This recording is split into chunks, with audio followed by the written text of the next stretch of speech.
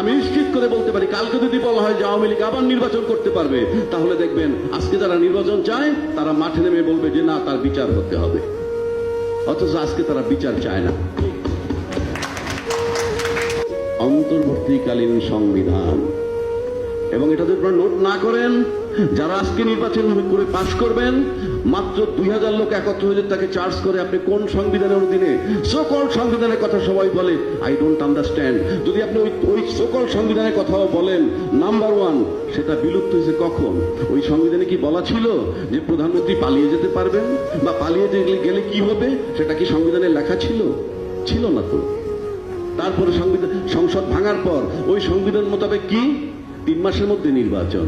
তাহলে তো 8ই আগস্টের পরে 7ই নভেম্বরের মধ্যে নির্বাচন হওয়ার কথা। ইউনূস সাহেব কে যে ফেব্রুয়ারিতে নির্বাচন দিল? আর যারা মেনে নিয়েছেন তারা কেন মেনে নিয়েছেন? এটার কারণ হচ্ছে তারা জানে আমার সামনে কোনো প্রতিদ্বন্দ্বী নাই।